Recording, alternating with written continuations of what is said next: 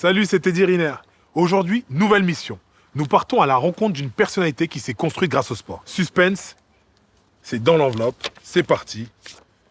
Michel Simès, le présentateur préféré des Français. Le monsieur santé des prochains Jeux Olympiques de Paris 2024.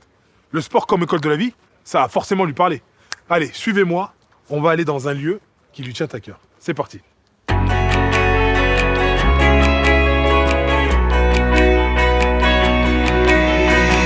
You can come along.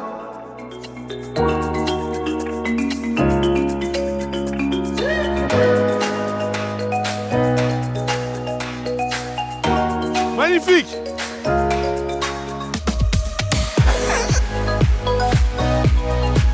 Bonjour Michel, Salut Teddy. ça va? Ouais, Tu vas bien? Très bien. On est où ici? Bah justement, merci à toi de me faire venir dans un lieu historique du vélo. C'est la Cipale. Alors aujourd'hui, ça s'appelle le Vélodrome Jacques Anquetil. C'est un circuit de piste dans lequel se faisait l'arrivée du Tour de France à la fin des années 60 et dans le début des années 70. Donc c'est vraiment un lieu historique. C'est magnifique. Hein. Et si j'ai voulu qu'on vienne ici, c'est parce que moi je fais du vélo. Et toi, t'en as fait aussi. J'en ai fait pas mal dans ma reprise pour la condition physique et tout. Et c'est vrai que c'est dur. Hein. C'est dur et ça fait du bien. De la route. Non, moi je faisais de la route. Je faisais de la route. J'ai jamais eu la chance de faire de la piste, mais voilà. Tu devrais parce que tu as tout ce qu'il faut, je pense. Je te propose qu'on fasse un peu plus en de connaissances Avec plaisir. hein, avec le Michel Simès côté sport. Avec plaisir, monsieur. Michel, parle-nous de ton enfance. C'était où et surtout la place du sport pour toi. Alors, moi, j'ai vécu à Paris, j'ai grandi à Paris dans le 18e arrondissement, donc un arrondissement dans lequel, pour faire du sport, si tu veux, il fallait vraiment avoir envie. Je me souviens que mon premier sport, ça a été le foot au Red Star, à Saint-Ouen. Donc, j'allais à Saint-Ouen jouer à Un Beauvais. grand club, hein? Un très grand club, ouais, malheureusement, qui va pas très bien en ce moment, mais un très grand club. Je crois que c'est mon père qui lui, était très sportif, qui l'est encore aujourd'hui. Mon père, il a 87 ans aujourd'hui. Il court 1h30, 2 fois par semaine. Ah oui, d'accord. 87 Donc, ans. la Et famille il vous êtes va- frappé par le sport. Voilà, et il va à la salle tous les jours pour faire de la muscu. Donc pour dire que voilà, j'ai ces gènes et j'ai toujours fait du sport quand j'étais gamin. Parle-nous du jeune Michel Simès. Quel tempérament il avait lorsqu'il était jeune? Il avait un tempérament assez déconneur. Je pense que j'en ai gardé un petit peu. À l'école, si tu veux, tous les commentaires que j'ai revus là, récemment, c'était ne pense qu'à amuser les galeries. Ouais. Et j'étais surtout, à mon avis, assez indiscipliné. J'ai compris que récemment, pourquoi? Parce qu'on m'a diagnostiqué hyperactif, TDAH, trouble de l'attention et de l'hyperactivité. Et je pense que je l'étais aussi quand j'étais gamin. Et ce qui fait que j'avais besoin de toucher à tout, y compris dans le sport. Quand tu fais un sport co ou même un sport individuel, tu es obligé de te discipliner. Bien sûr. Parce que sinon, C'est obligé. C'est une rigueur qu'il faut avoir. c'est la rigueur. Si tu n'écoutes pas ton entraîneur, si tu n'écoutes Tu pas les n'apprendras consignes, rien. tu n'apprendras rien, tu n'avanceras pas. Et je pense que le sport m'a aidé, mais inconsciemment. C'est-à-dire que je ne savais pas que le sport, en fait, m'apportait beaucoup de choses pour me canaliser un petit peu dans ma vie quotidienne et dans ma scolarité. Ben justement, voilà, on parle de toi quand tu étais jeune, mais est-ce que tu nous as apporté des petites photos? On aimerait bien en savoir un petit peu plus, voir des petites choses. Mais dis-moi, tu voudrais me voir en short? Avec grand plaisir. On en est où, nous deux? Hein? Après l'émission, on en verra. saura plus. Et je t'ai apporté les photos, ouais. Tiens, regarde. Ça, c'est quand j'étais au Red Star. Essaye de me trouver là-dessus. Je t'ai trouvé. Je Où je pense suis. honnêtement que tu es Mais là. non, pas du tout. Et je suis là. Ah oui, le beau gosse, le seul beau gosse de l'équipe. Ouais, voilà, ça aurait dû t'orienter quand même, non? Là, là-dessus. Regarde. Red Star olympique odonien. Football. On est en 1960. 57. Oui, 57, ça c'est quand je suis né. Ça fait 69. J'ai 12 ans là-dessus. J'ai 12 ans là-dessus. C'est un peu des années que je connais pas, tu Ça, m'excuses. Hein. regarde, ça c'est un grand moment, ça. J'ai tourné une émission, j'ai été sur le banc du PSG au Parc des Princes pour une émission à la place de l'entraîneur quasiment. Ça te va bien, Je hein. suis pris, je te raconte pas comme j'aurais aimé être médecin du PSG. Et je vais pratiquement à tous les matchs. Je suis une vraie groupie pour ça. Ça, c'est moi aussi. Beaucoup de cheval. Je fais beaucoup de cheval et je la fais pas beau gosse. Hein, là, c'est juste parce que je me baladais sur une plage pour une émission.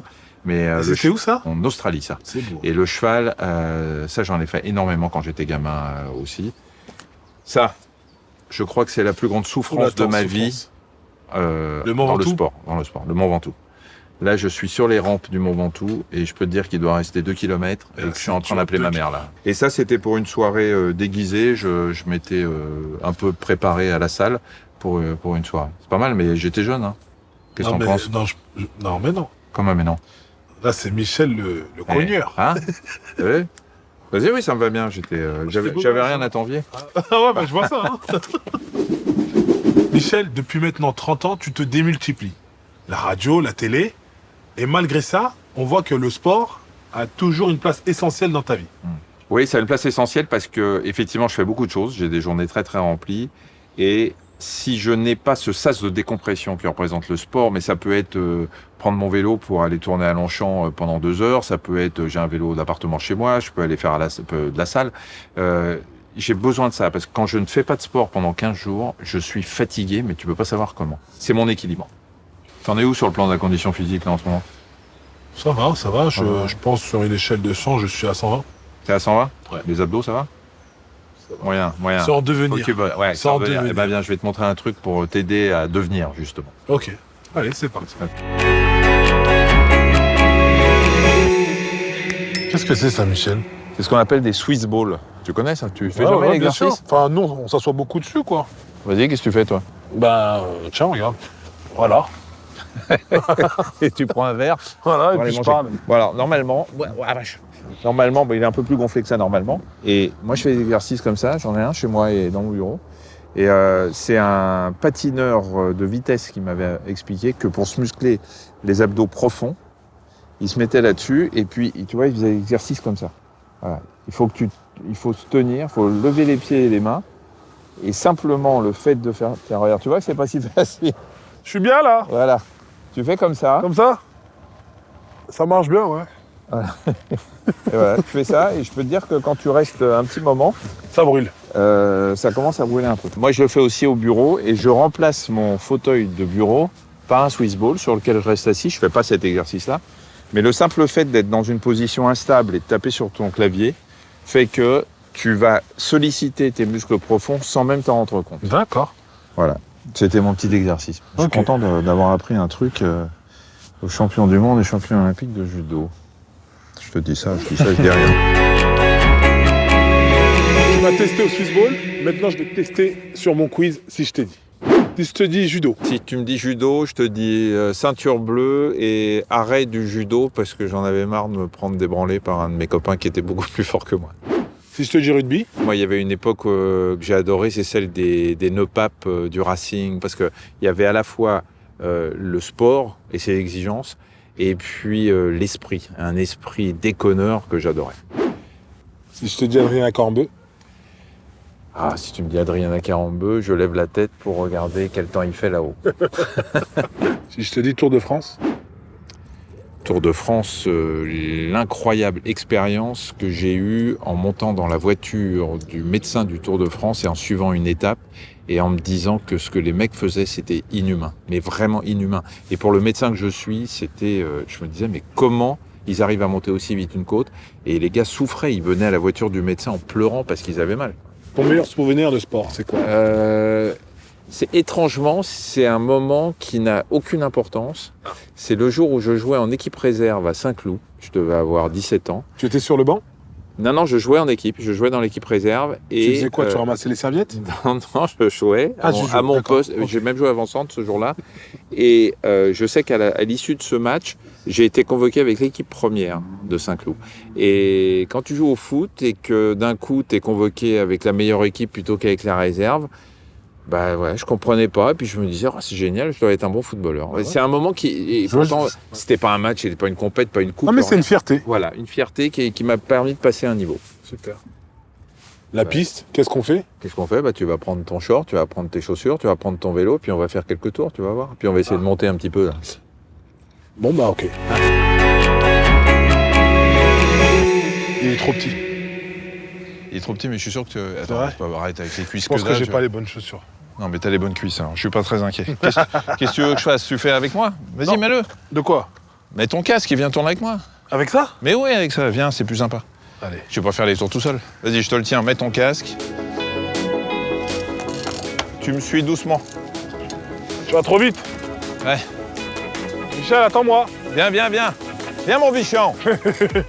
Oui, c'est vrai que tu peux pas faner.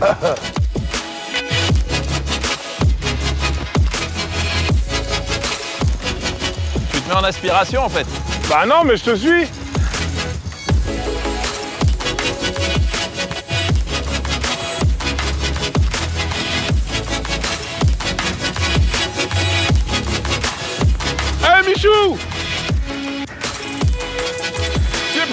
reste, la ligne d'arrivée, elle est devant toi, laisse.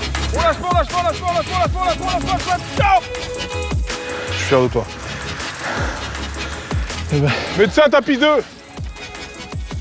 Allez, accélère parce que je vais démarrer le chrono. Ouais. Stop.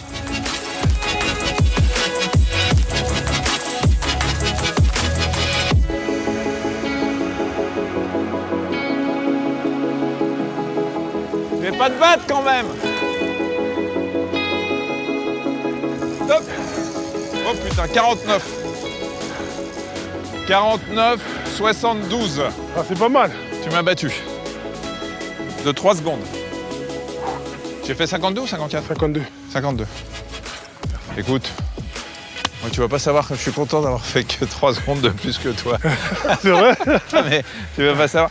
Tu vois, c'est en parler des moments de sport les plus intenses de sa vie. Voilà, je vais pouvoir dire à tout le monde, il m'a mis que 3 secondes sur 1 minute. C'est dur. C'est dur, hein. Il paraît que tu exerces encore, enfin, ils t'ont laissé exercer encore à l'hôpital. Oui, j'ai pleuré pour qu'on me laisse une consultation. En fait, je consulte 2 matinées par semaine dans ma spécialité dans un hôpital parisien. En fait, c'est un besoin. Je pense que c'est ce que le sport m'apporte et m'a apporté, et ce qu'on peut mettre en parallèle avec ma vie professionnelle, c'est le besoin de se nourrir en permanence de ce que les autres peuvent apporter. Moi, j'aime bien échanger, et quand tu es dans le sport co, t'échanges, tu parles avec tes partenaires, tu essayes de faire progresser l'équipe, tu essayes de progresser toi-même au contact de ce que tu ressens ou de ce que tu vas prendre comme éponge de la part de tes coéquipiers. Et en médecine, c'est pareil, c'est un travail collectif. Moi, je travaille à l'hôpital, en équipe. Voilà, je me nourris aussi de ce que les autres m'apportent. J'apprends des choses tous les jours. Dans ton message, tu dis que le meilleur médicament, c'est le sport. Oui, en tout cas, c'est un excellent médicament en termes de prévention, pour éviter de tomber malade. Tout le monde sait que l'activité physique, toutes les données aujourd'hui montrent qu'on peut éviter des cancers, qu'on évite bien évidemment tous les problèmes cardiovasculaires et même la dépression. Donc voilà, c'est un médicament extraordinaire et qui évite justement d'en prendre. Et même à titre personnel, moi, je l'ai testé sur moi lors d'un défi que je m'étais lancé, qui était de descendre de Paris jusque dans le Var à vélo. Paris réussi? Ça a été une révélation pour moi. C'est-à-dire que d'abord, je m'étais donné un défi, donc je m'étais entraîné, et puis je me suis retrouvé, ce qui est rare chez moi, 6 à 7 heures par jour tout seul sur le vélo. Et j'étais dans une sorte de méditation en pleine conscience. Je roulais sans me rendre compte que je roulais. J'étais dans un état second. Et bien évidemment, physiquement, ça m'a fait beaucoup de bien, mais surtout psychologiquement, de me retrouver seul, à faire un effort et à faire ce que j'avais jamais fait de ma vie. 750 bornes en une semaine, quand t'es pas cycliste, c'est beaucoup. J'ai une petite surprise pour toi. Si je te dis Christophe Brun. C'est un de mes meilleurs potes, ouais. Avec qui justement tu parles de sport. C'est quelqu'un qui est un grand sportif et qui me motive beaucoup. Eh ben, il a un petit message pour toi. Je crois savoir qu'il est animateur avec toi sur la radio. Ouais. Salut messieurs, je sais qu'il y en a au moins un de vous deux qui est un vrai sportif. Michel, le truc, c'est que c'est le mental dans le sport. Il n'y a pas un physique d'enfer, il n'y a pas un physique à la Teddy Riner, mais il a un vrai mental. Et en fait, il se sert de ça dans son quotidien. Je donnerai un exemple. Il a écrit un bouquin qui raconte l'histoire des médecins nazis. Michel a été touché par cette partie de l'histoire, puisqu'une partie de sa famille a vécu ça et les drames qu'on peut imaginer. Et Michel se levait à 4h du matin, entre septembre et décembre, pour écrire son bouquin. C'est son mental de sportif qui l'a aidé. Voilà. Et il n'a pas tort, Christophe. Il faut se donner les moyens physiques et psychologiques d'arriver au bout de ses rêves.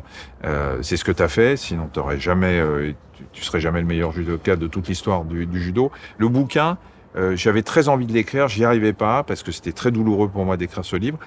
Et ben, je me suis effectivement donné les moyens de le faire. Le sport, moi j'ai plein de problèmes d'articulation, tu sais, avec l'âge, tu verras. Et ben, parfois là, tu vois, j'ai eu mal aux genoux pendant longtemps. Ben là, aujourd'hui, je me remets au sport, au vélo, et je me dis, il faut que tu y arrives, il faut que tu ailles au bout. On le sait, tu le sais. Ouais. On va recevoir un bel événement d'ici quelques années. Parle-nous de ton implication pour ce bel événement qu'est les Jeux Olympiques de 2024 à Paris. J'ai eu l'immense honneur d'être appelé par Tony Estanguet, qui m'a demandé si j'acceptais d'être en quelque sorte l'ambassadeur santé des Jeux Olympiques. Le but, il est très simple. Le manque d'activité physique en France est une catastrophe sanitaire.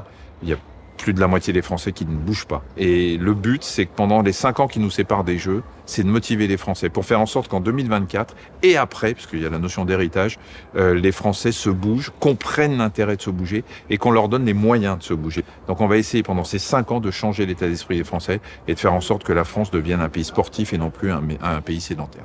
Merci Michel, ça a été un plaisir de faire cette émission avec toi. Merci à toi. Je vois que tu es un peu comme moi, tu lâches rien, les valeurs du sport te portent. Et puis j'ai envie de te dire, on va se retrouver dans cette belle aventure qu'est les Jeux Olympiques de 2024 à Paris. Bah écoute, si je peux t'entraîner et te faire gagner encore des médailles, avec plaisir. Avec Mon grand cher plaisir. Sylvie. Merci.